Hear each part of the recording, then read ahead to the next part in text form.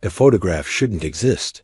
Taken in 1859, it shows 11 women in religious habits standing in front of a whitewashed chapel somewhere in the Mississippi Delta. Their faces are solemn, their hands folded in prayer. But if you look closely at the image, really study it, you'll notice something impossible. 3 of the women are holding infants. 2 more have toddlers clinging to their skirts. And in the back row, partially obscured by shadow, stands a young man whose presence in this photograph violates every rule of convent life. The photograph was discovered in 2003 in a sealed trunk in the attic of a demolished church in Natchez, Mississippi. Alongside it were 11 birth certificates, all bearing the same father's name. A man who, according to property records, was purchased by the Convent of the Blessed Sacrament in January of 1852 for the sum of $700. His name was Samuel. And for 7 years, he was the only man allowed behind the convent walls. What happened during those 7 years was so scandalous, so theologically impossible, that when the truth finally emerged, the Catholic Church didn't just close the convent. They erased it from existence. The building was burned. The records were destroyed. The 11 nuns were scattered to different continents under assumed names.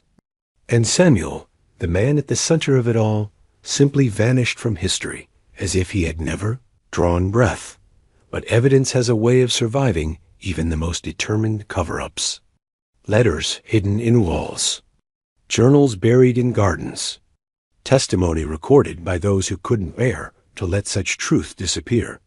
And now, more than 160 years later, we can finally piece together what really happened at the Convent of the Blessed Sacrament, and why the Church was willing to do anything, absolutely anything, to make sure this story never saw daylight. Before we uncover the 7-year secret that 11 women and 1 man shared behind convent walls, I need you to do something. If you're fascinated by the hidden scandals of religious history, by the stories that powerful institutions tried to bury, drop a comment below, telling me what draws you to these dark chapters of the past. This is the Sealed Room, where we unlock the secrets that history tried to seal away forever. Hit that subscribe button, because what you're about to hear has been hidden for over 1.5 centuries, and stories this explosive deserve to be remembered, no matter how many people wanted them forgotten. The Convent of the Blessed Sacrament sat on a bend of the Mississippi River 7 miles north of Natchez, Mississippi, in a region so thick with plantation wealth that the soil itself seemed to smell of money and misery in equal measure. The year was 1852. Mississippi was drowning in cotton and slaves. The state produced more millionaires per capita than anywhere else in America. But that wealth was built on a foundation of human bondage, so brutal, so dehumanizing, that even other slave-holding states sometimes looked away in discomfort. The whipping posts in Natchez were never empty, the auction blocks never quiet, and the graveyards where enslaved people were buried without markers or ceremony filled faster than anyone cared to count into this landscape of wealth and horror. The Catholic Church had established its presence cautiously, carefully. Mississippi was Protestant territory. Baptists and Methodists dominated. Catholics were viewed with suspicion, their rituals dismissed as foreign superstition, their loyalty questioned because of their allegiance to a pope in Rome.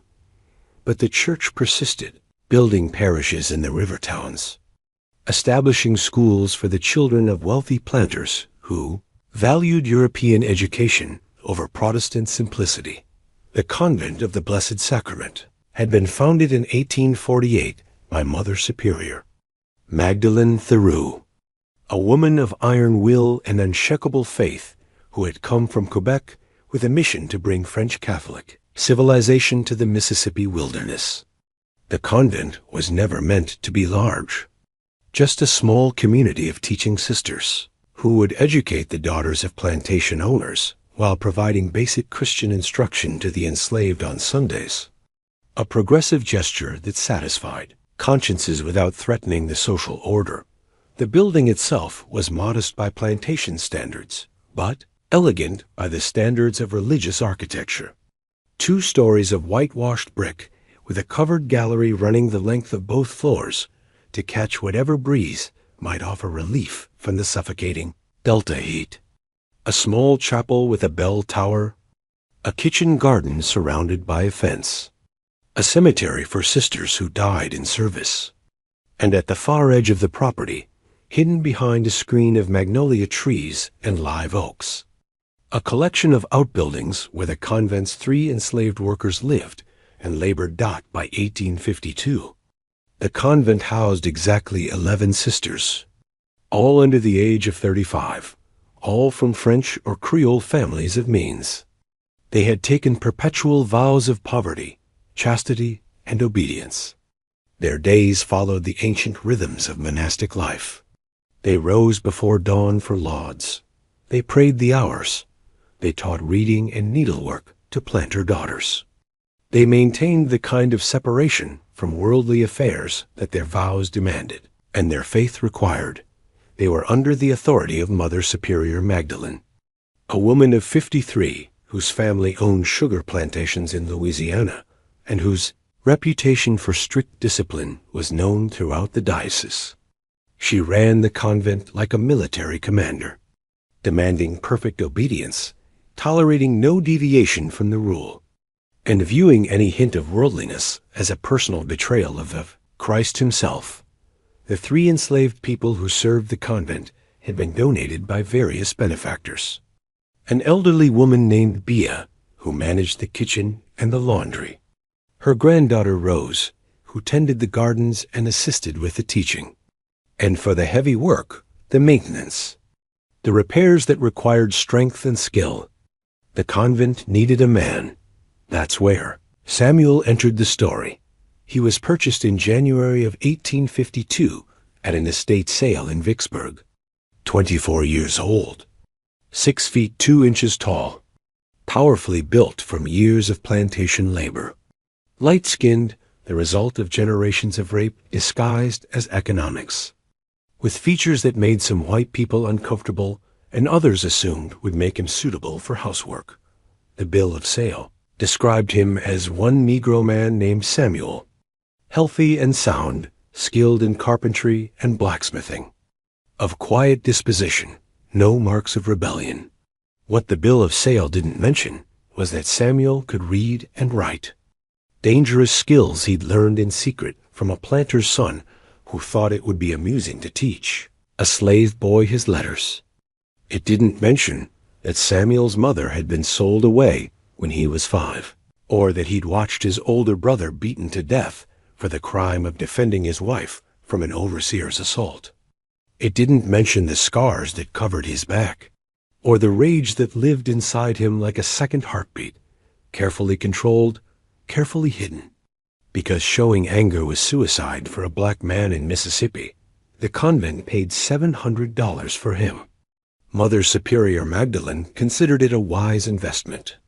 They needed someone to maintain the buildings, repair the roof after storms, chop firewood, clear drainage ditches, handle the dozen heavy tasks that women in long habits simply couldn't perform. Samuel was installed in a small room off the tool shed at the edge of the property.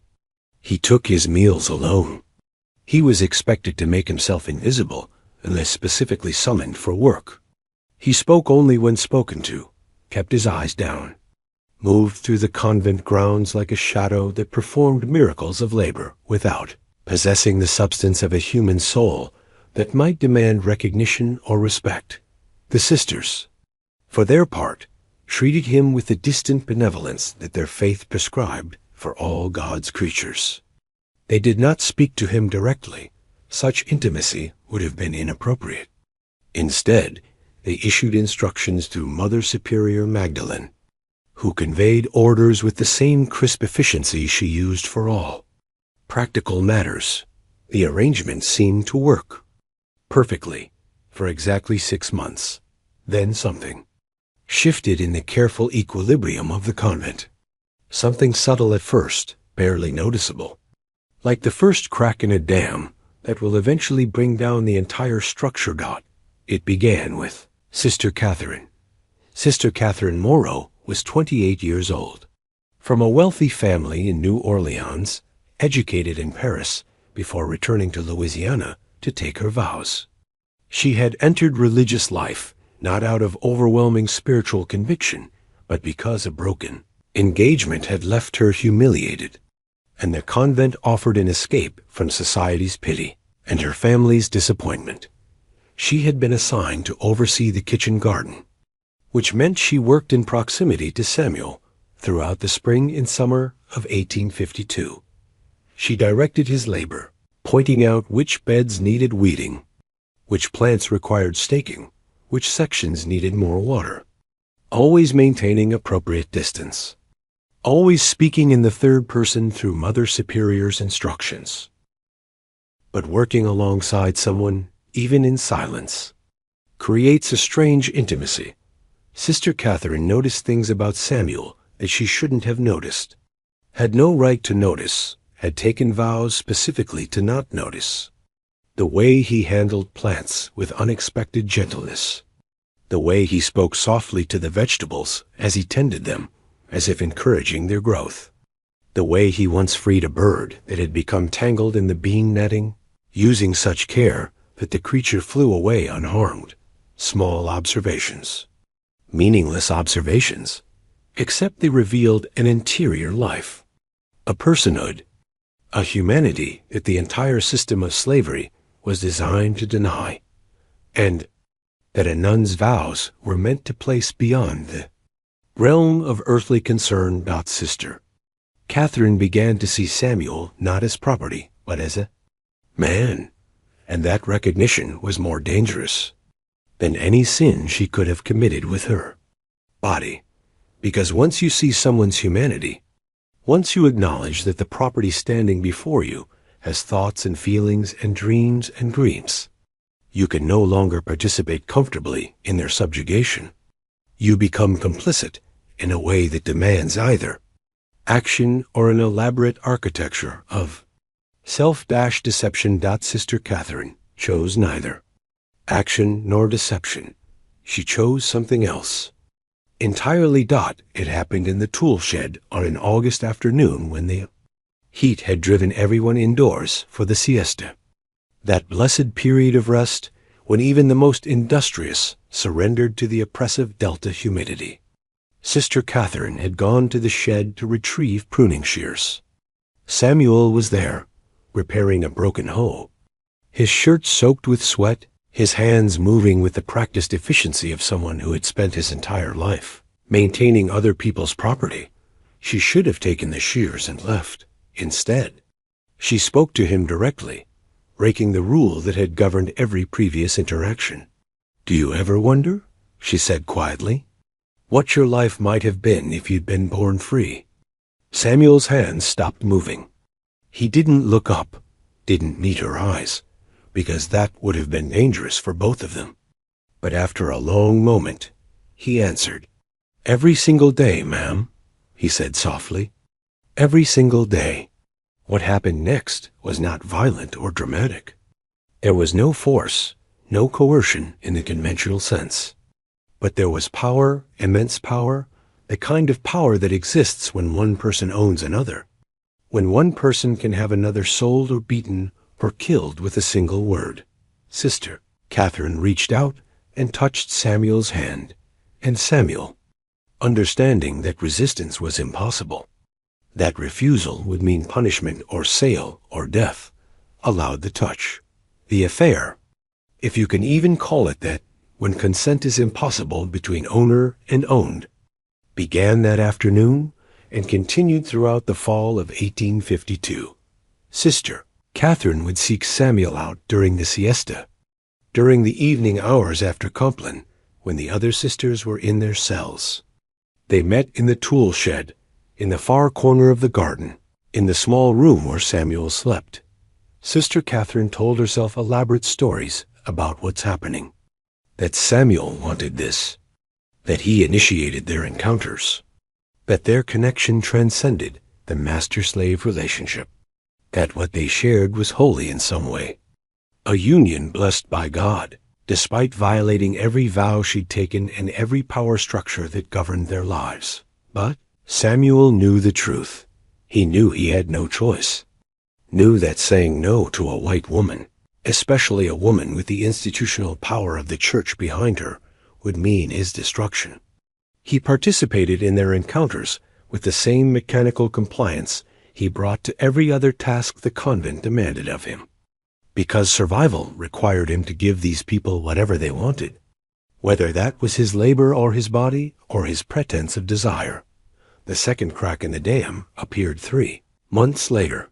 Sister Catherine, consumed by guilt and seeking comfort, confessed to Sister Anne-Marie, not in the formal sacrament of confession, which would have gone to a priest, but in the intimate whisper of one nun to another during the night office.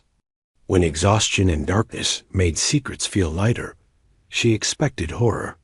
She expected condemnation. Instead, Sister Anne-Marie asked questions. What was it like? How did it feel? Did Samuel seem to want it? And Sister Catherine, desperate to justify what she'd done, painted a picture of their encounters that emphasized Samuel's participation while erasing the power dynamics that made true consent impossible. Within a month, Sister Anne-Marie had also sought out Samuel. The pattern, once established, replicated itself with terrifying speed. Sister confessed to sister, seeking understanding from those who shared their isolation and their vows. But instead of creating moral accountability, each confession seemed to normalize what was happening, to make it seem less impossible, less unthinkable. By the spring of 1853, 6 of the 11 sisters had broken their vows of chastity with Samuel. By summer, all 11 had followed Dot, and Samuel, trapped in a nightmare he couldn't escape, continued to chop wood and repair fences and tend gardens, his face a careful mask that revealed nothing of what he thought or felt or understood about the catastrophe unfolding around him. By winter of 1853, the first sister began to show. Sister Catherine was the first to understand what was happening to her body. She'd missed her monthly courses twice. Her breasts were tender. She felt nauseous every morning, a sickness that arrived with the dawn and faded by midday. At first, she told herself it was the Delta air, the bad water, the spoiled food. Anything but the truth that her mind refused to accept. But by February of 1854, denial was no longer possible. She was 3 months pregnant.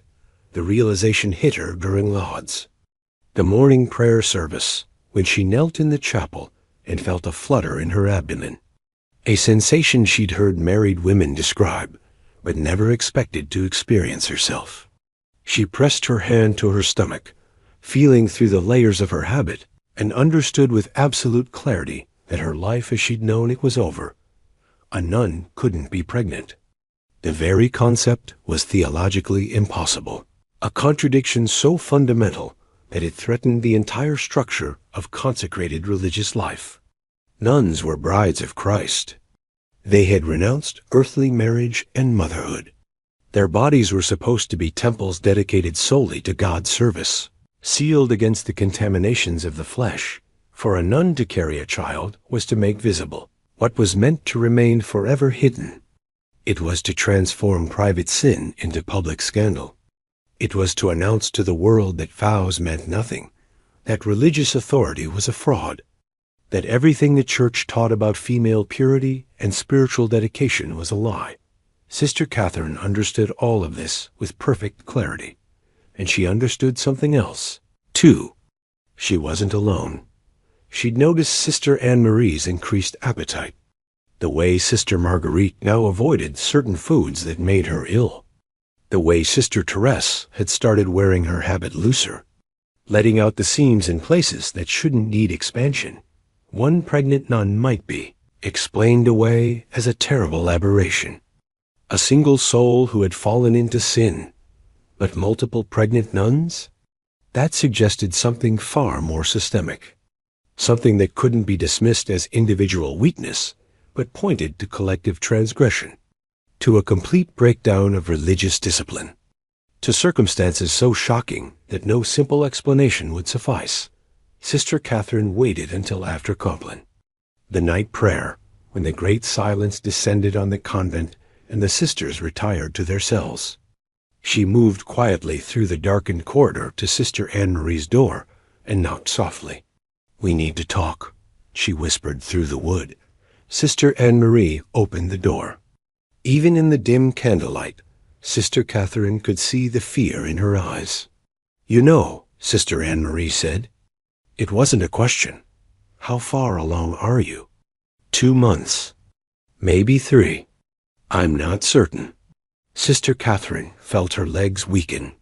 She steadied herself against the doorframe. "We're not the only ones." "I know," Sister Anne-Marie said quietly.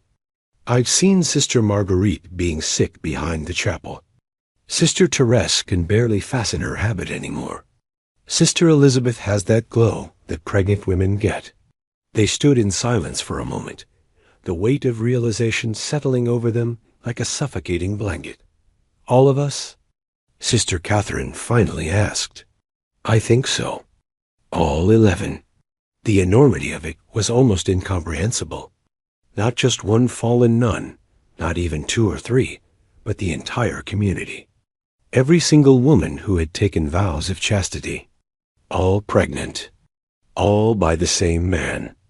All simultaneously transforming their bodies into evidence of transgression, so massive that it would destroy not just their individual lives, but potentially damage the Church's credibility.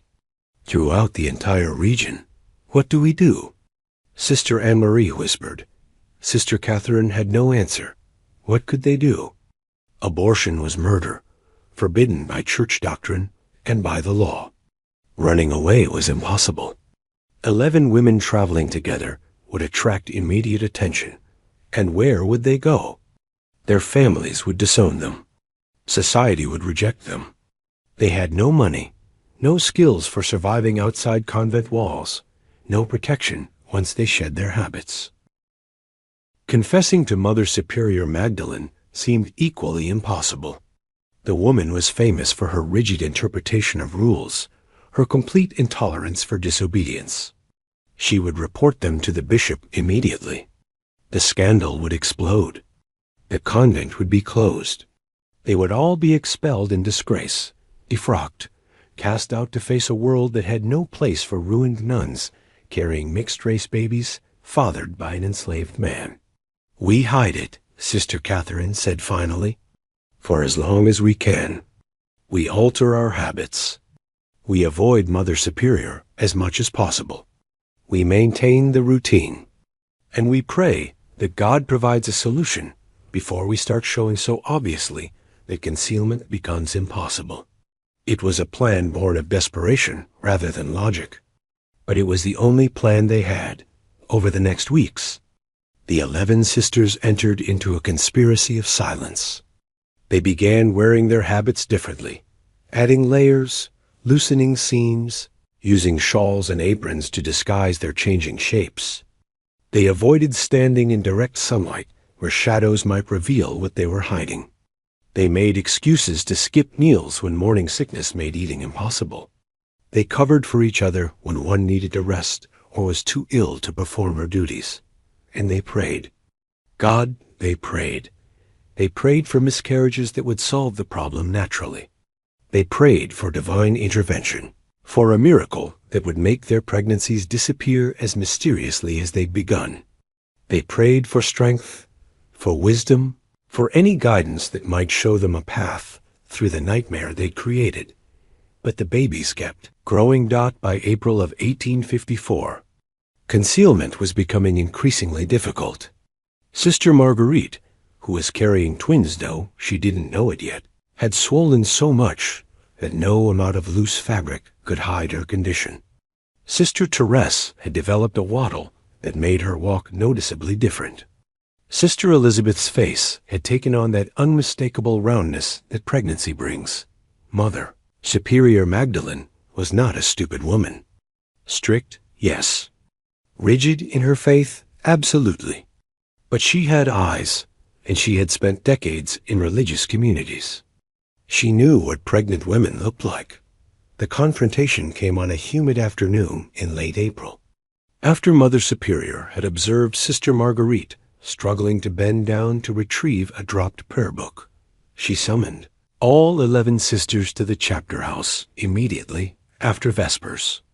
They filed in silently, their faces pale, their hands trembling. They knew the moment of reckoning had arrived. Mother Superior Magdalene stood at the head of the long table, her face carved from stone, her hands clasped so tightly that her knuckles had gone white. "Remove your shawls," she said quietly. No one moved. "I said remove your shawls. All of you. Now." Slowly, with the resignation of prisoners approaching the gallows, the 11 sisters removed their shawls. Even in the dim light of the chapter house, their conditions were obvious. Swollen bellies, expanded hips, the unmistakable silhouette of pregnancy in various stages. Mother Superior Magdalene closed her eyes. For a long moment, she said nothing. When she finally spoke, her voice was barely above a whisper. "How many of you?" "All of us," Sister Catherine said quietly. Mother Superior's eyes snapped open. "All?" "Yes, Mother Superior." "All 11? The same man?" Sister Catherine nodded. "Samuel." It wasn't a question, but Sister Catherine answered anyway. "Yes." Mother Superior Magdalene sank into a chair, the first time any of them had ever seen her sit in their presence without permission. She looked suddenly ancient, every one of her 53 years visible in the lines of her face. "How long has this been happening?" "Since August of 1852, Sister Catherine said. "Almost 2 years." 2 years, Mother Superior repeated, her voice hollow. "For 2 years, this has been going on under my roof, and I noticed nothing. I saw nothing. 11 women violated their sacred vows, engaged in relations with a slave, and I was blind to all of it." "We hid it well," Sister Anne Murray offered weakly. "You hid nothing." Mother Superior's voice cracked like a whip. "I was blind because I chose to be blind. Because I couldn't imagine that women I trusted, women I had accepted as true brides of Christ, would be capable of such deception, such betrayal." She stood abruptly, pacing the length of the room like a caged animal. "Do you understand what you've done? Not just to yourselves, not just to this convent, but to the church, to every Catholic in Mississippi who trusted us to be different, to be holy, to be examples of virtue in a Protestant land that already views us with suspicion." "We know," Sister Catherine said quietly. "We understand the gravity. You understand nothing." Mother Superior whirled on them. "When this becomes public, and it will become public because 11 pregnant nuns cannot remain hidden, the scandal will be used against the Church for generations. Protestant ministers will preach about it from their pulpits. Newspapers will print it. Catholics throughout this state, throughout this country, will have their faith shaken because you 11 women couldn't control your base desires." "It wasn't about desire," Sister Elizabeth said suddenly. "It was about loneliness, about isolation, about seeing Samuel as a person when we were supposed to see him as property, about recognizing his humanity when the entire world told us he had none." "His humanity?" Mother Superior's laugh was bitter. "You speak of his humanity while using him like an object. You speak of recognition while exercising power over him that made refusal impossible. Do not dress your sin in the robes of enlightenment, Sister Elizabeth. What you did to that man was no better than what slaveholders do to their human property every day. You just told yourselves prettier stories about it." The words hit like physical blows because they were true. The sisters had told themselves they were different, that their encounters with Samuel were consensual, even loving, that they were recognizing his personhood in a society that denied it, but the truth was uglier and simpler. They had used him, had exercised absolute power over someone who couldn't refuse them, had taken what they wanted from a man whose only choices were compliance or destruction. They had participated in the same exploitation they claimed to abhor, wrapped it in spiritual language, and called it something other than what it was. Sister Catherine felt tears streaming down her face. "What do we do now?" Mother Superior Magdalene stood at the window, staring out at the garden where Samuel was visible in the distance, chopping wood with the same mechanical precision he brought to every task. "I don't know," she said finally. "God help me, I don't know." What Mother Superior did know was that she couldn't handle this alone. The situation was too explosive, too unprecedented. She needed guidance from higher authority. She needed the bishop to tell her what to do. That night, after the sisters had been dismissed to their cells, with strict orders not to speak to anyone about what had transpired, Mother Superior Magdalene sat at her desk and composed a letter to Bishop Antoine Blanc in New Orleans. She wrote it 3 times, each version more carefully worded than the last, trying to find language that would convey the magnitude of the crisis without making it sound so catastrophic that the bishop would immediately shut down the convent. The final version. Read, "Your Excellency, I write to you in a state of profound distress regarding a matter of utmost delicacy that has arisen at the convent of the Blessed Sacrament. I fear that circumstances have developed here which require your immediate wisdom and guidance.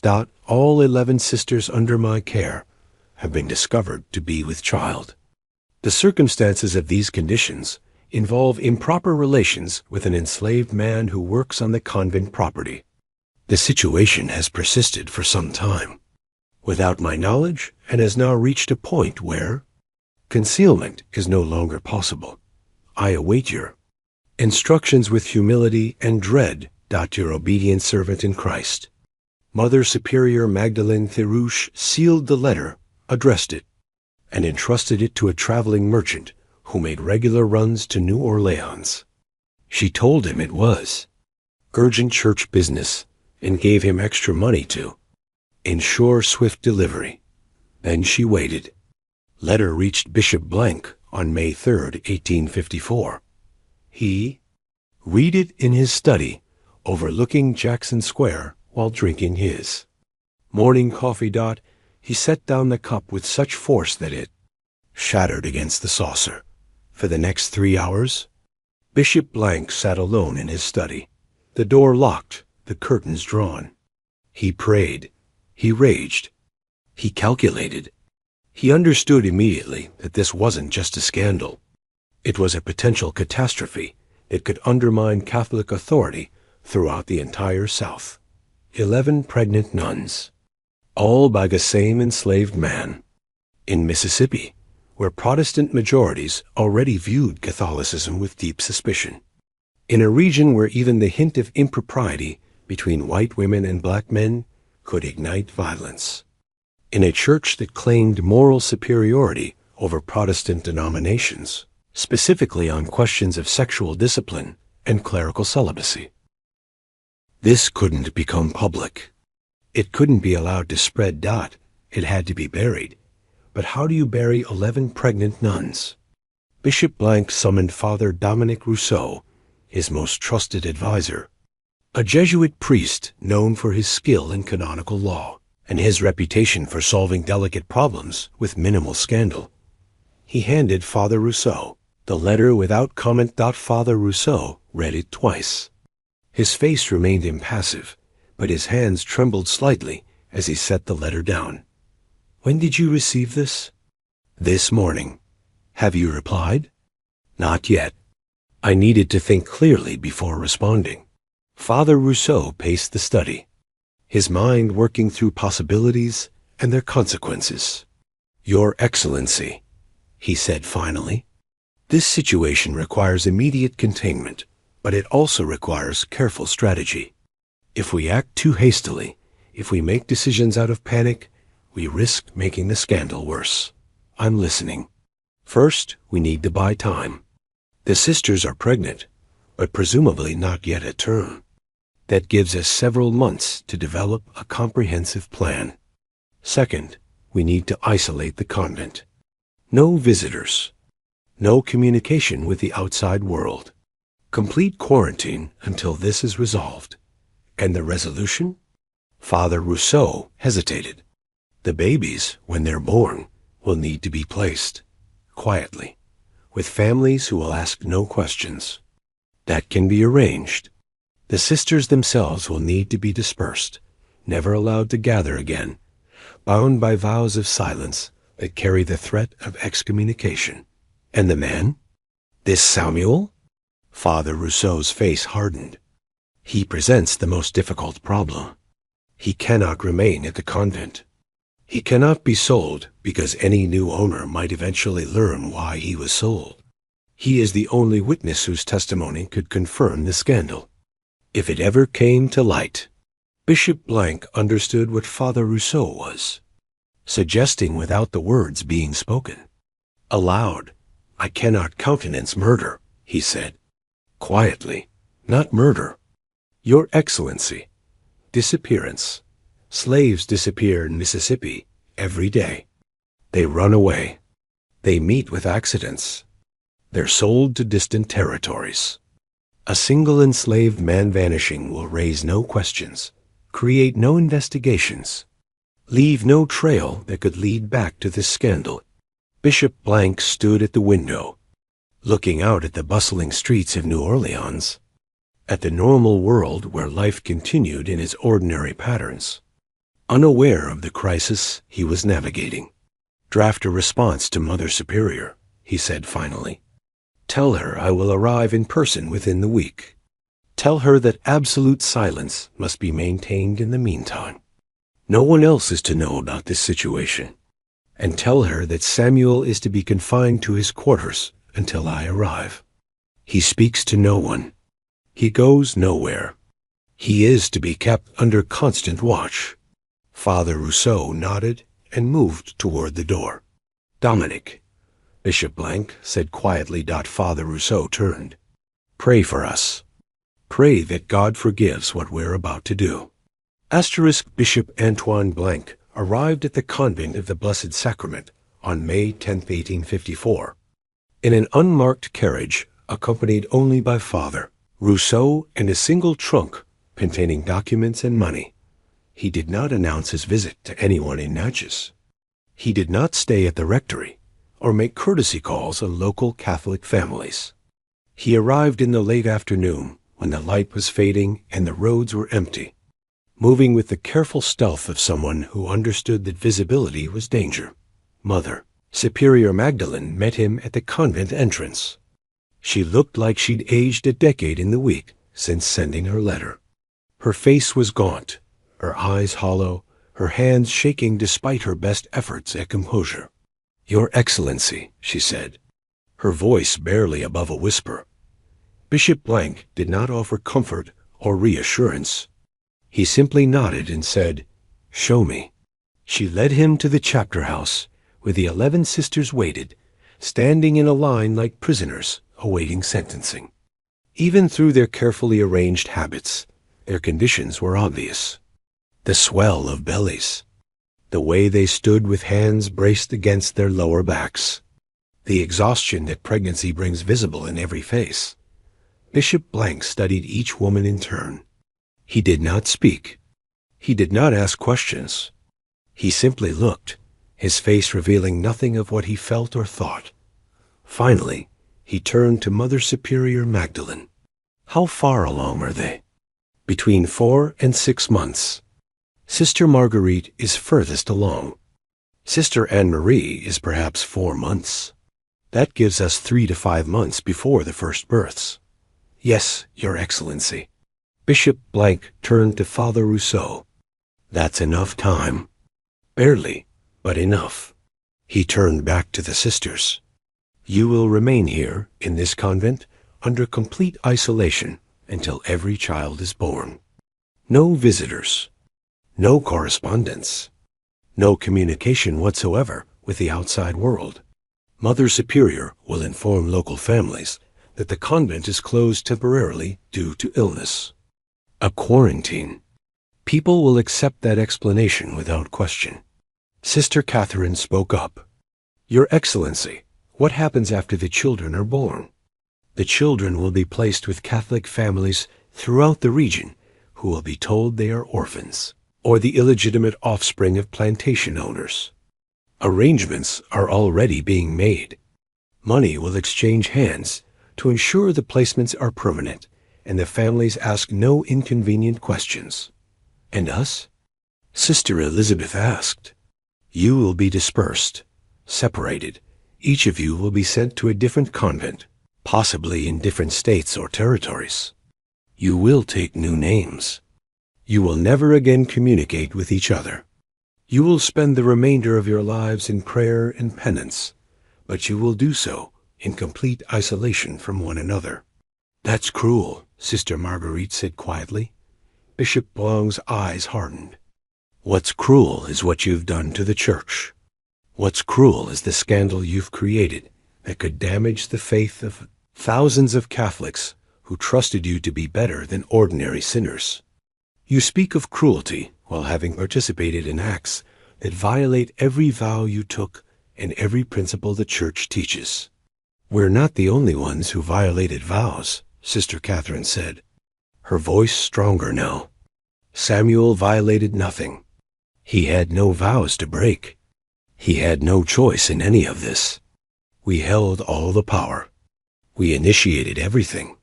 He was as much a victim in this as anyone. Bishop Blank turned to her slowly.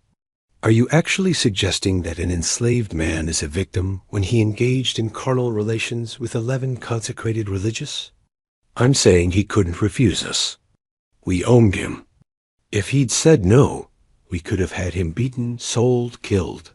There was no consent in any of this, because consent requires the ability to refuse without consequence. He had no such ability.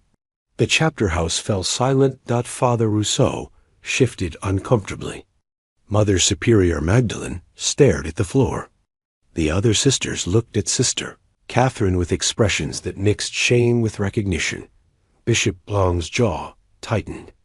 Your sudden concern for this man's agency is touching, Sister Catherine, but it doesn't change the fundamental problem he represents. He is a witness. The only witness whose testimony could confirm everything that happened here if this ever comes to light. What are you planning to do to him? Sister Catherine demanded. What needs to be done? You're going to kill him. I am going to ensure that this scandal remains contained. Sister Catherine stepped forward, her pregnant belly making her movement awkward, but her resolve clear. If you harm Samuel, I will tell everything. I will write to newspapers. I will go to Protestant ministers. I will make sure this scandal explodes in exactly the way you're trying to prevent. Bishop Blank laughed, a cold sound without humor. You'll destroy yourself and these sisters to save one enslaved man? Yes, you're bluffing. Try me, Your Excellency. Do what you're planning to Samuel, and see how quickly this story reaches every newspaper from here to Boston. For a long moment, Bishop Blank and Sister Catherine stared at each other, neither backing down. The tension in the room was suffocating. Finally, Father Rousseau spoke. Your Excellency, perhaps we should consider alternatives. If Sister Catherine is serious about her threat, and I believe she is, then eliminating Samuel creates more problems than it solves. A scandal that we contain by murdering a witness is still murder. That sin would fall on the Church itself. What alternative do you suggest? Bishop Blank asked coldly. Manumission. Free him. Give him papers, money, and send him far from Mississippi. He'll have every incentive to remain silent, because speaking about what happened here would expose him to questions and scrutiny he won't want. A free black man who stays quiet and disappears into some northern city poses far less risk than a dead man whose disappearance might eventually raise questions. Bishop Blank considered this. And if he talks anyway? If he sells his story to abolitionist newspapers? Who would believe him? Father Rousseau said. An ex-slave claiming that 11 white nuns all became pregnant by him? It sounds like a fantasy, like the delusions of a man seeking attention. Without corroborating evidence, without other witnesses, his testimony alone proves nothing. Whereas a body, an investigation, questions about how and why an enslaved man disappeared from a convent that could lead somewhere we don't want to go. Bishop Blank turned to Sister Catherine. If I agree to free him, you will surrender any letters you've written, any diary entries, any physical evidence that documents what happened here. You will sign a confession that I will keep as insurance against you ever speaking about this. And you will accept exile to whatever convent I choose, no matter how remote, no matter how harsh the conditions. I accept those terms, Sister Catherine said immediately. But I want to speak with Samuel myself. I want to know he's leaving freely and with enough resources to build a real life. That's not your concern. It's my condition. Either I speak with him before he leaves, or our deal is void. Bishop Blanc's face flushed with anger, but he nodded curtly. Fine. One conversation. Supervised. After that, he leaves immediately, and you never mention his name again. The meeting with Samuel took place the following morning in the convent chapel, the only space neutral enough for such an encounter. Samuel entered wearing his work clothes, his hands still dirty from morning chores, his face carefully blank in the way that enslaved people learn to survive. He'd been given no explanation for why he was being summoned, no warning about what was coming. Sister Catherine stood near the altar. Father Rousseau positioned himself by the door to ensure nothing inappropriate occurred, and Samuel stopped in the center of the chapel, waiting. They're freeing you, Sister Catherine said without preamble. You'll get papers of manumission, money, and letters of introduction that will help you find work in the north. You'll leave tomorrow morning. Samuel's expression didn't change. Why? Because it's the right thing to do. Because you were blameless in all of this. Because you deserve freedom after everything we put you through. Or because I'm the only witness who could confirm what happened here, and freeing me is cheaper and safer than killing me. The brutal honesty of his assessment hung in the air. Sister Catherine felt tears prick her eyes. Both things can be true. Where will I go? Wherever you want. Ohio, Pennsylvania, New York. Anywhere that's far from Mississippi and offers opportunities for skilled work. Father Rousseau has prepared letters stating that you're a carpenter of good character seeking employment. The letters don't mention your former status. They're written on church stationery. They'll carry weight. Samuel was quiet for a long moment. Then he looked directly at Sister Catherine, meeting her eyes in a way that would have been unthinkable, probably fatal, under normal circumstances. Did any of you ever think about what this was like for me? He asked quietly. Being used by all of you, one after another, knowing I couldn't say no? Knowing that my body wasn't mine any more than my labor was? That you just found a different way to take what you wanted from someone who had no power to refuse you. Sister Catherine felt the words like physical blows. I thought about it, she whispered. Eventually. Too late, but I thought about it. And I'm sorry. I'm so desperately sorry for what we did to you, for how we used you while telling ourselves we were recognizing your humanity. We were monstrous. All of us. Sorry doesn't give me back those years. No, it doesn't. Nothing can. But freedom, real freedom, that's something. It's not enough. It will never be enough, but it's something. Samuel nodded slowly. When do I leave? Tomorrow at dawn. You'll have $100 in coin, enough to start over. The freedom papers are legal and properly filed. You'll travel by stage to Memphis, and by steamboat to Cincinnati. From there, you can go wherever you choose. And if I ever tell anyone what happened here, Then you'll be exposing yourself as much as us. Father Rousseau interjected from his position by the door. Your story would raise questions about your character, your reliability. It would make you visible in ways that might endanger you. Silence protects everyone. Silence protects the church, Samuel corrected. It protects you. I'm not sure it protects me. Then think of it this way, Sister Catherine said. The children, all 11 of them, they'll be raised in good Catholic homes. Some of them will pass as white. They'll have opportunities. They'll live free lives. If this scandal becomes public, those children will be hunted down, exposed, their lives destroyed by association. Your silence protects them more than it protects us.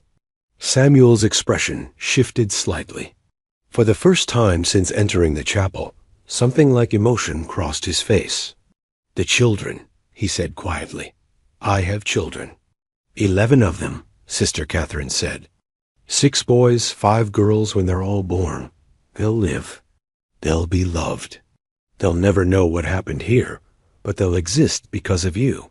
Samuel was silent for a long time. Then he nodded once. I'll stay silent. Not for the church. Not for you, but for them. They deserve to live without this shame following them.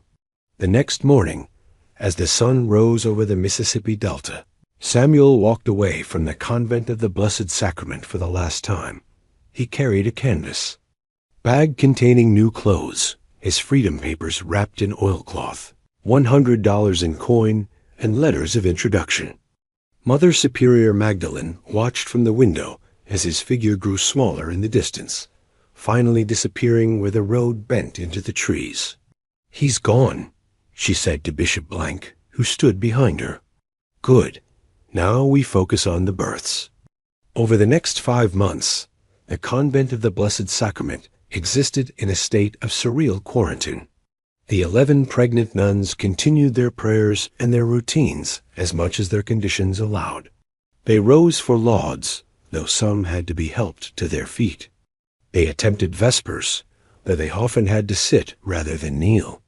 They maintained the structure of religious life even as their bodies made a mockery of the vows they'd taken. Mother Superior Magdalene ran the convent with iron discipline, perhaps hoping that strict adherence to rules could somehow compensate for the massive violations that had brought them to this point.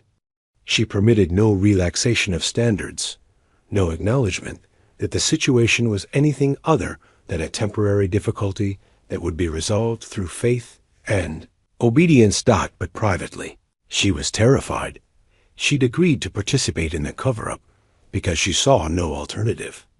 But the weight of complicity was crushing. She'd spent her entire life in service to the church, believing in its moral authority, its divine mandate. Now she was actively participating in a massive deception, hiding evidence, dispersing pregnant nuns, arranging for babies to be placed under false pretenses. Every time she prayed, she felt God's silence as condemnation. The first birth came on September 2nd, 1854. Sister Marguerite went into labor during the night office, her water breaking with such force that it created a puddle on the chapel floor. The other sisters helped her to a room that had been prepared with clean linens and supplies. Bia, the elderly enslaved woman who had delivered countless babies in the slave quarters over her 6 decades, attended the birth. She'd been freed by Bishop Blank as part of the arrangement, with the understanding that she would help with the deliveries and then disappear north with enough money to start over. The labor lasted 14 hours. Sister Marguerite screamed until her voice was raw. She cursed God, cursed the church, cursed every decision that had brought her to this moment. She begged for death, for mercy, for anything to make the pain stop. And then, just after noon on September 3rd, she delivered twins. 2 boys, light-skinned but unmistakably of mixed race, with Samuel's high cheekbones and Sister Marguerite's delicate hands. Bia cleaned them, wrapped them in blankets, and handed them to Mother Superior Magdalene, who stared at the babies with an expression that mixed wonder and horror. "What do we do with them?" Sister Anne-Marie asked quietly. "We wait," Mother Superior said. "Father Rousseau will arrive next week with the family who's agreed to take them." Sister Marguerite, exhausted and bleeding, reached for the babies. "Let me hold them. Just once. Please." Mother Superior hesitated, then carefully placed the infants in Sister Marguerite's arms. She looked down at their faces, at the tiny features, the closed eyes, the impossibly small fingers curled into fists. Tears streamed down her face. "I'm sorry," she whispered to them. "I'm so sorry you were born from this, but you're innocent. Whatever we did, whatever sins we committed, you're innocent. I hope your lives are good. I hope you never know where you came from." After 5 minutes, Mother Superior gently took the babies back. Sister Marguerite turned her face to the wall and didn't speak for 3 days. The births continued throughout September and October. Sister Anne-Marie delivered a girl on September 15th. Sister Therese, a boy on September 28th. Sister Elizabeth, a girl on October 3rd. One after another, the sisters labored and delivered, and one by one, the babies were taken away to families who had been carefully selected and generously paid. By the end of October, 9 of the 11 babies had been born. Only Sister Catherine and Sister Josephine remained pregnant. Sister Catherine went into labor on November 1st, All Saints' Day, a timing she found grimly appropriate. Her labor was difficult. The baby was positioned wrong, and for hours. Bia worked to turn the child while Sister Catherine screamed and bled and prayed for either delivery or death. Whichever came first. The baby finally came at dawn on November 2nd. All Souls' Day. A boy. Beautiful. Perfect. With Samuel's eyes and Sister Catherine's stubborn chin. But he wasn't breathing. Bia worked frantically, rubbing the infant's chest, clearing his airways, trying everything she'd learned over decades of deliveries. But the baby remained silent, his lips turning blue, his tiny body limp. "No," Sister Catherine sobbed. "No, please, God, no." Bia kept trying, kept working, even as the other sisters gathered around with tears streaming down their faces. Finally, after what felt like an eternity, but was probably only minutes, the baby gasped, coughed, drew a shuddering breath, and then began to cry, a thin wail that was the most beautiful sound Sister Catherine had ever heard. "He's alive," Bia said, her own voice shaking. "He's going to live." Sister Catherine reached for her son with trembling hands. She held him against her chest, feeling his heartbeat, his breath, his warmth. "I'm going to remember you," she whispered to him. "Even though they'll take you away, even though I'll never see you again, I'm going to remember every detail of your face. And I'm going to spend the rest of my life praying that you're happy, wherever you end up." 3 days later, Father Rousseau arrived with a couple from Baton Rouge who had agreed to take the child. They were told he was the illegitimate son of a planter and his quadroon mistress. A common enough story that they accepted it without question. Sister Catherine watched from the window as they drove away with her son. She didn't cry. She'd run out of tears. The final baby, Sister Josephine's daughter, was born on November 20th without complications. She was placed with a family in Mobile who believed they were receiving an orphan from a convent in France. And then it was over. 11 babies born. 11 babies placed. All the evidence removed from the convent except for the women themselves. And they were about to be dispersed so thoroughly that they might as well have never existed. Bishop Blank returned on November 25th to oversee the final dissolution of the community. Gathered the 11 sisters in the chapter house. "One last time. You will leave here tomorrow," he said without preamble. "Each of you will travel to a different location. You will be accompanied by trusted escorts who will ensure you arrive safely at your new assignments. You will take new names. You will never write to each other, never attempt to communicate, never speak of what happened here. What happens to this place? Sister Catherine asked. The convent will remain closed for 1 year, officially due to financial difficulties. Then it will be quietly sold. The building will probably become a private residence. The chapel will be deconsecrated.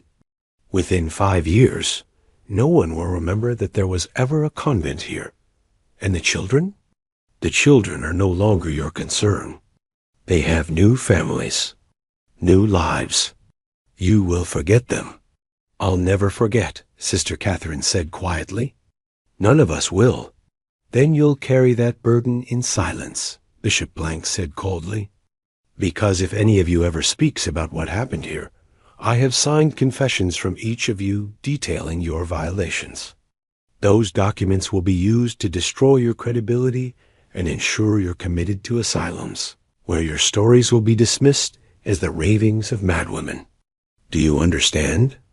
They understood. The next morning, 11 women left the convent of the Blessed Sacrament, traveling in different directions, to different destinies, carrying secrets that would die with them. Sister Catherine was sent to a mission in the Montana Territory, a place so remote that mail arrived twice a year and winter lasted 8 months. The journey took 6 weeks, by train to St. Louis, by riverboat up the Missouri, by wagon across.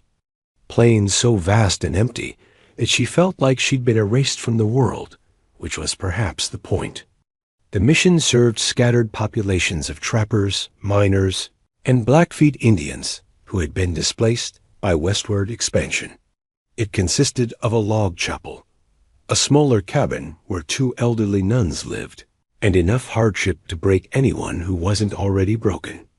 Sister Catherine arrived in January of 1855, took the new name Sister Mary Frances, and began a life that bore no resemblance to the one she'd known. She learned to chop wood in temperatures that froze the axe handle to her hands. She learned to hunt rabbits and dress them for stew. She learned to treat frostbite, to deliver babies in cabins with dirt floors, to pray in languages she didn't speak because the Blackfeet, women who sometimes came to the mission, had their own names for God. She never spoke of the convent of the Blessed Sacrament, never mentioned the other sisters, never said Samuel's name aloud, but she thought about her son every single day. She wondered where he was, whether the family in Baton Rouge treated him well, whether he was learning to read, whether he was happy. She wondered if he ever felt incomplete, if some part of him sensed that his origin story was a lie. She wondered if he looked like her, or like Samuel, or like some perfect combination of them both.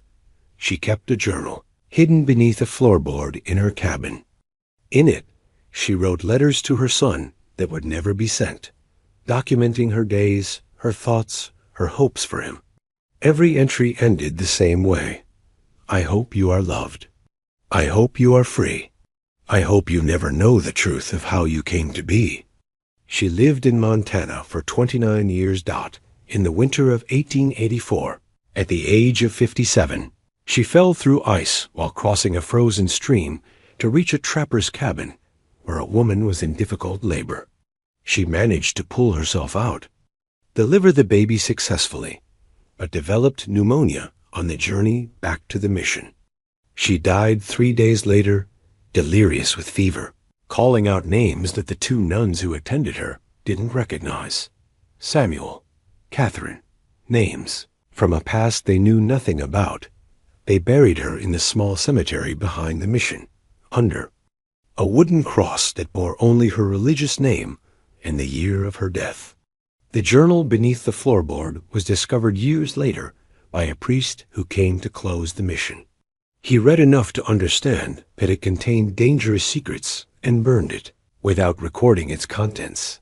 Sister Anne-Marie was sent to a teaching convent in Quebec, as far from Mississippi as the church could arrange while keeping her within Catholic territory. She spent 37 years teaching French and mathematics to the daughters of merchants and government officials.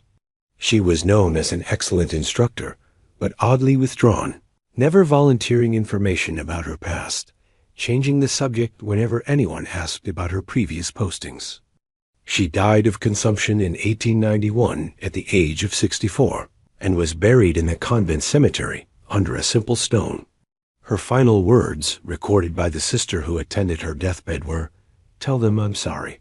Tell all of them." The sister, who recorded this, had no idea who "them" referred to and assumed it was the confused rambling of a dying woman. Sister Marguerite, who had delivered twins, was sent to a mission convent in the Philippines that served lepers on a remote island. The conditions were brutal. The heat was suffocating. The work was dangerous because leprosy was poorly understood, and the sisters who worked with the afflicted often contracted the disease themselves. Sister Marguerite lasted 11 years before developing the first symptoms: numbness in her fingers, lesions on her skin, the gradual loss of sensation that marked the disease's progression. She died in 1866 at the age of 41, blind and disfigured, having spent the last years of her life as a patient in the same hospital where she'd once worked as a nurse. Her last letter to the Mother Superior in Manila contained a single cryptic line: "I have paid my debt. I hope God accepts the payment." Sister Elizabeth was sent to a convent in rural Ireland that ran a home for unwed mothers, a posting that seemed almost cruelly ironic given her own history. She spent 41 years there, helping young women through pregnancies they'd been shamed for, assisting with births, arranging adoptions. She was known for her extraordinary compassion toward the mothers, her fierce defense of them against judgmental relatives and priests who spoke of sin and punishment. "These women carry enough burden," she would say.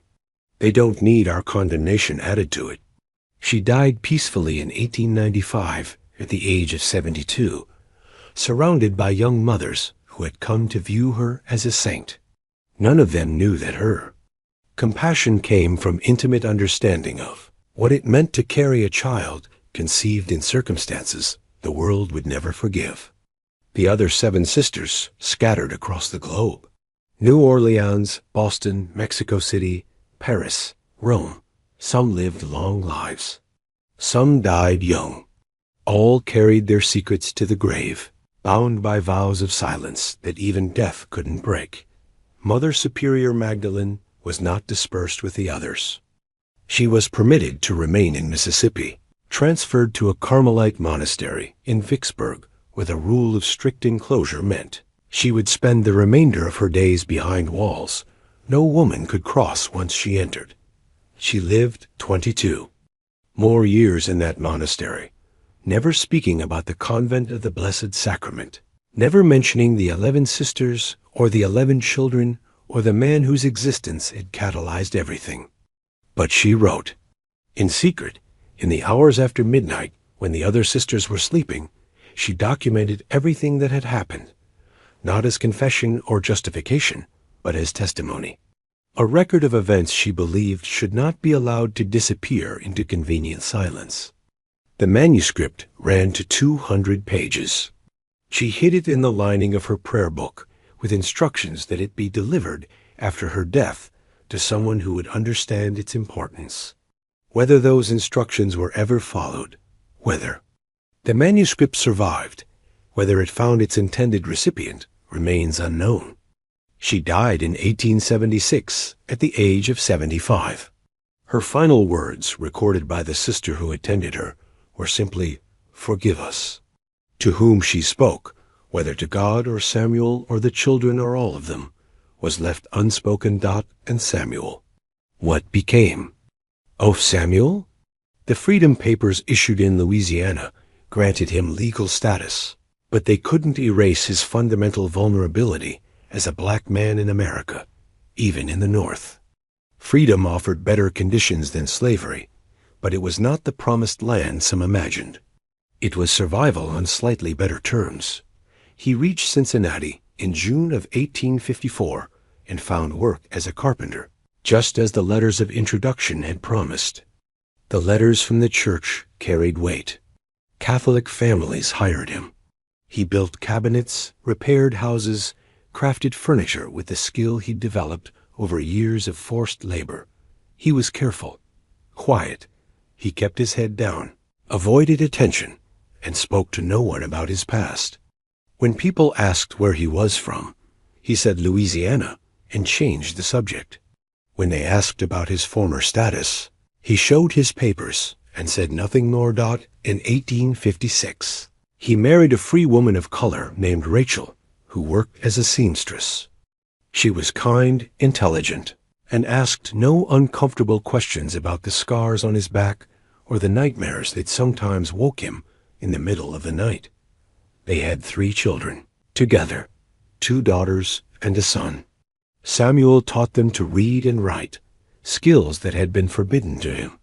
He taught them carpentry, passing down knowledge that had been beaten into him so that they could use it freely. He taught them to be careful, to avoid trouble, to understand that freedom for black people in America was always conditional, always revocable. When the Civil War came, Samuel was too old to fight, but he contributed to the war effort however he could. He built coffins for soldiers who died in military hospitals. He donated money to organizations helping refugees fleeing north. He attended Mass every Sunday and prayed for a world where his children wouldn't have to carry the weight he'd carried. He lived to see slavery abolished, lived to hear the news of Lee's surrender and Lincoln's assassination, lived to experience the brief hope of Reconstruction and its subsequent betrayal as the South found new ways to subjugate the people it had once owned. And he kept his silence about the convent of the Blessed Sacrament, not because the church had threatened him, not because he feared exposure, but because of the children, his 11 other children scattered across the South, living lives under false pretenses. If he spoke, if he told his story, those children would be hunted down, exposed, their lives destroyed by association with a scandal that would follow them forever. So he remained silent. For them, census records from 1870 show Moses Duval, the name he'd chosen, living in Cincinnati with his wife Rachel and their 3 children. The 1880 census shows him still there, now with 7 grandchildren. Church records from St. Xavier Parish show regular attendance, contributions to church fundraisers, participation in committees to assist formerly enslaved people. A receipt book from a Cincinnati furniture workshop shows payments to M. Duval for custom carpentry work throughout the 1870s and early 1880s. A marriage record from 1877 shows the marriage of his daughter Sarah to a schoolteacher, one of the first black men in the city to hold such a position. These fragments suggest a life lived quietly, productively, with dignity that had been denied him for the first 24 years of his existence. Samuel died on February 8, 1884, at the age of 56, the same year Sister Catherine died in Montana. His death certificate listed the cause as heart failure. The brief obituary in the Cincinnati Gazette described him as a respected craftsman and member of St. Xavier Parish who will be missed by his family and community. There was no mention of Mississippi, no reference to a convent, no hint of the 11 children he'd fathered under circumstances he'd had no power to refuse. As far as Cincinnati knew, he was simply a freed man who had made good, one of thousands who had built new lives in the North. He was buried in the Catholic section of Spring Grove Cemetery under a simple stone that bore only his name and dates. His wife Rachel was buried beside him when she died in 1899. Their graves remain there today, tended by descendants who know nothing of the convent of the Blessed Sacrament. If you've made it this far in the story, if you're feeling the weight of these complicated lives and impossible choices, I need you to do something. Share this video with someone who understands that history's most important stories are rarely simple. Hit that like button to tell the algorithm that difficult truths matter more than comfortable lies. And subscribe to The Sealed Room, because stories like this deserve to be remembered, no matter how uncomfortable they make us feel. The 11 children born from the impossible unions at the Convent of the Blessed Sacrament lived and grew, scattered across the South, each carrying within their bodies the evidence of events their families tried desperately to bury. Their fates varied as widely as the circumstances of their placement and the color of their skin. The twins born to Sister Marguerite, the first babies, were placed with a wealthy Creole family in New Orleans, who raised them as their own. They were educated by private tutors, married into prominent families, and had children of their own. They died never knowing that their mother had been a nun or that their father had been enslaved. Their descendants carried forward their light skin and delicate features, genetic markers that appeared unexpectedly in subsequent generations without explanation. The boy born to Sister Anne-Marie, darker-skinned and unable to pass as white, was placed with a free black family in Louisville who ran a blacksmith shop. He learned the trade, worked with his hands just as his father had, and married a free woman of color when he was 22. During Reconstruction, he briefly participated in local politics, serving on a city committee before Jim Crow laws made such participation impossible. He died in 1903, having lived to see most of the gains of Reconstruction reversed. But he died free, surrounded by children and grandchildren who bore his name. Sister Catherine's son, the boy who had nearly died at birth, was raised by the family in Baton Rouge, who believed he was the illegitimate offspring of a planter. He grew up comfortable, educated, learning French and mathematics. At 18, he moved to New York and became a clerk in a shipping company. He married, had 4 children, and lived quietly until his death in 1912 at the age of 50-8 in his personal effects. His children found a letter addressed, "Whoever I might have been," sealed and never sent. The letter expressed a lifelong feeling of incompleteness, a sense that his origin story didn't quite add up, that something fundamental about his identity had been hidden from him. But he'd never pursued the truth, perhaps afraid of what he might discover. 3 of the 11 children died young. Yellow fever took 2 in the epidemic of 1878. Scarlet fever claimed another in 1880. Their graves bore simple stones with names that were lies, recording only dates and the universal inscription, "Asleep in Jesus." The remaining 6 children lived into adulthood, married, had children of their own. Some grew up believing they were orphans.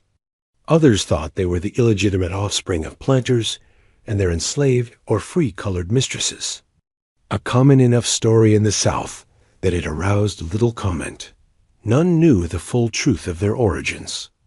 And by the time they were old enough to ask complicated questions, the people who might have answered were dead or dispersed or bound by vows of silence that not even deathbed confession could break. But the genetic inheritance persisted. Light eyes in families whose eyes had always been dark. Unusually straight hair appearing among kinked curls. Height and features that seemed to come from nowhere. These markers passed down through generations. Inexplicable quirks that families noted and then forgot. Having no framework for understanding their significance. Today, scattered across America, there are people who carry the genetic legacy of what happened at the Convent of the Blessed Sacrament. They don't know it. They have no way of knowing it. They live ordinary lives, completely unaware that their great-grandparents were born from one of the most carefully hidden scandals in American religious history. The building that housed the Convent of the Blessed Sacrament stood empty for several years. After the sisters were dispersed, slowly deteriorating in the Mississippi humidity, local people avoided it, though whether from superstition or simple lack of interest was never clear. The windows broke. The roof leaked. Vines began to climb the walls, nature reclaiming what had briefly been taken from it. in 1859. The property was purchased by a planter named Marcus Bradford, who converted the convent into a private residence. The chapel was stripped of its religious furnishings. The stained glass windows sold to a church in Jackson. The altar dismantled and used for firewood. The building burned to the ground in 1863. Early in the Civil War, the cause was listed as unknown origin in county records. Though fires were common during that chaotic period and rarely investigated thoroughly. Some said it was Union sympathizers punishing Bradford for his Confederate allegiance. Others whispered that it was formerly enslaved people who knew enough about the building's history to want it erased. The truth, like so many truths from that era, disappeared in the smoke. The foundations remained visible for years, slowly being reclaimed by Mississippi vegetation. The cemetery at the far edge of the property survived, its iron fence rusting but intact, marking graves of sisters who had died before the scandal and stillborn, children from planter families, not by the 1890s. Even the foundations had disappeared beneath the relentless growth of southern vegetation. The location of the convent of the Blessed Sacrament became a matter of speculation and fading memory. Old-timers in Natchez could point vaguely north and say the convent was out that way somewhere, but precise locations were lost as the people who had known the place firsthand died off. The scandal that Bishop Blank had feared never materialized, at least not during the lifetimes of those involved. The story was told only in whispers, passed down within families who had reason to remember. Descendants of Bia, who had delivered the babies. Relatives of the sisters, who knew something had gone wrong, but could never learn the full truth.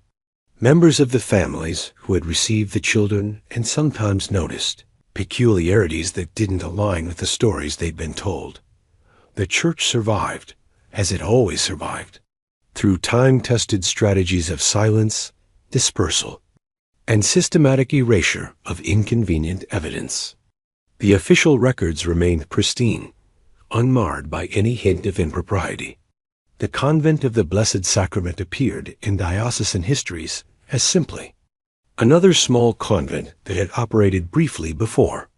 Financial difficulties forced its closure, unremarkable, unmemorable, unworthy of further investigation, but the evidence persisted anyway.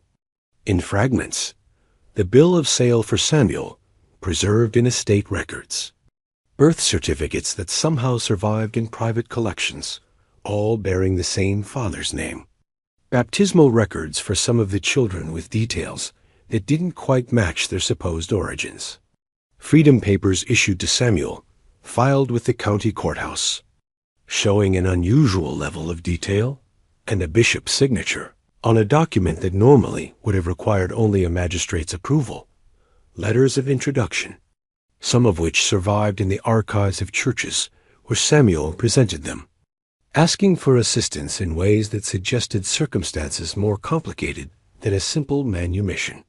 Journal entries that were saved by pack rats and archivists, fragments of testimony from people who knew pieces of the story, but never the whole.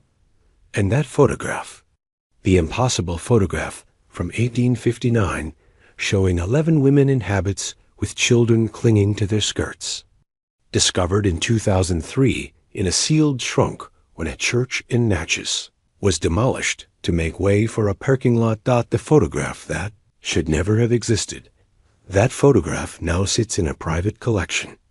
The collector, who requested anonymity, has refused to make it publicly available, understanding that doing so might hurt the descendants of those 11 children. People who live normal lives and have no idea that their ancestry includes this scandal. But the photograph exists. Physical proof that what happened at the convent of the Blessed Sacrament was real, not legend or exaggeration, but documented history that powerful people tried and failed to completely erase. The story persisted because truth is more stubborn than power. It persisted in family stories that didn't quite make sense. in genetic traits that appeared without explanation, in documents that survived when they should have been destroyed, in the stubborn human need to understand origins, even when those origins are forbidden knowledge. Sister Catherine had understood this. In one of the letters she wrote to her son in that hidden journal, she'd written, "Truth outlasts those who try to bury it. We built walls of silence around what happened, threatened those who might speak, created elaborate systems to ensure forgetting. But truth waits. It's patient. Eventually, in ways we cannot predict or control, it surfaces. Not always in the form we expect. Not always when it can do the most good. But it surfaces because truth is what remains when all the lies have been forgotten." What happened at the convent of the Blessed Sacrament between 1852 and 1854 was a scandal born from the intersection of slavery, religious authority, isolation, and human weakness. It was enabled by a system that made some people property and gave others absolute power over that property. It was perpetuated by the psychology of closed communities, by the ways that transgression by one person makes transgression by others seem less impossible. It was covered up through threats and dispersal and calculated erasure of evidence. But it was also, in its strange and terrible way, a story about resistance to that cover-up. Sister Catherine's refusal to let Samuel be murdered was itself a form of resistance, imperfect, compromised, achieved through threats rather than righteousness, but resistance nonetheless. Her insistence that his life mattered more than Nafa. Church's reputation challenged the fundamental logic of institutional self-protection that has governed powerful organizations since the beginning of recorded history. 11 children grew up and had children of their own, and those children had children until the bloodlines dispersed across the country and mixed with others until tracking them became impossible. They lived ordinary lives. Some prospered. Some struggled. Some died young. Some lived to old age. They bore no mark of their origins, except in subtle variations of feature and complexion that all humans carry as evidence of their complex ancestries. And somewhere in Ohio, in a cemetery in Cincinnati, there stands a simple stone marking the grave of Samuel Duval, who lived 56 years, longer than many enslaved people survived, and who built a life of dignity despite everything that tried to prevent it. Whether anyone who visits that grave knows the full story of the man buried there is doubtful, but the stone remains, as stones do, marking a life that persisted despite everything. A testament to survival, if not to justice. This is what we know of the convent of the Blessed Sacrament. Assembled from fragments and testimony, from whispered stories and documentary evidence, from that impossible photograph, and the stubborn persistence of truth even in the face of institutional power determined to suppress it. The full story may never be recovered. Too many records were destroyed. Too many witnesses died, carrying their knowledge to the grave. Too many threads lead to dead ends or ambiguities that cannot be resolved with certainty. But enough survives to know that something extraordinary and terrible happened in that convent in Mississippi, something the Church tried desperately to erase, and that the erasure was only partially successful. The story persisted in fragments, in whispers, in the bloodlines of descendants who carry within them genetic evidence of events their ancestors tried to bury. It persisted because 11 women couldn't keep silent forever. Because Samuel lived long enough to build something permanent. Because one photograph survived when it should have been destroyed. It persisted because truth, no matter how carefully buried, finds a way to surface. What do you think about this story? Could such systematic silence really contain a scandal this explosive? Were the sisters victims of their own isolation and the power dynamics of slavery? Or were they perpetrators who used their authority to exploit someone who couldn't refuse them? And what do we owe to the descendants of those 11 children who live today, completely unaware of the complicated history that flows in their veins? Leave your thoughts in the comments below. Tell me how this story makes you think about power, about consent under slavery, about institutional cover-ups and the limits of silence. If you found this exploration compelling, if it challenged your assumptions about religious history and made you think about how scandals are hidden and how truth eventually surfaces, subscribe to The Sealed Room. Hit that notification bell so you never miss stories that history tried to seal away forever. And share this with someone who appreciates the uncomfortable truths that make us question everything we thought we knew about the past, because the past is never as simple as we wish it were. The stories that make us most uncomfortable are often the ones most worth remembering. They teach us something essential about human nature, about power, about the systems that govern our lives and the people who pay the price when those systems protect themselves at any cost. The convent of the Blessed Sacrament is gone. The sisters are dead. Samuel is dead. But their story lives on in the descendants who carry their blood, in the documents that survived despite everything, in that impossible photograph that proves the unthinkable actually happened, and in the reminder that no institution, no matter how powerful, can bury truth forever. See you in the next video, where we'll unlock another secret that history tried to seal away.